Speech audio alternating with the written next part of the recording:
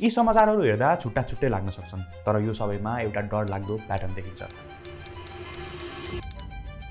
मध्य प्रहरीको रिपोर्ट अनुसार पछिल्लो 3 वर्षमा मात्रै 656 जनाको मृत्यु पानीमा डुबेर भएको छ। यो भनेको हरेक 1.5 दिनमा एउटा मृत्यु हो। र सबैभन्दा डरलाग्दो कुरा त तीमध्ये आधाभन्दा बढी अर्थात् 362 जना 14 वर्षभन्दा मुनिका बालबालिका थिए। धेरैजसो पोखरी, नाला, खोला वा सडक निर्माणमा र नदीबाट बालुवागिटी निकाल्दा बनेका खुला खाल्डोहरूमा डुबेका थिए। मधेसमा अकालमा मृत्यु भएका बालबालिकाहरूमध्ये आधाभन्दा बढीको मृत्यु त पानीमा डुबेर नै भएको देखिन्छ।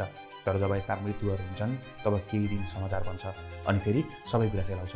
र विडम्बना वर्षौँदेखि यस्ता घटना तराई अनि मधेसमा मात्र होइन, देशैभरि दोहोरिँदै आएको छ। बालक डुबेर मृत्यु भएको ठाउँ चाहिँ यही हो। तर पनि सरकारले यसको प्रभावकारी रोकथाम भन्ने गर्न सकेको छैन। त्यसैले सम्भावना यो पनि छ कि सायद तपाईँले यो भिडियो हेरेको केही दिनभित्रै अर्को यस्तै समाचार देख्नुहुनेछ।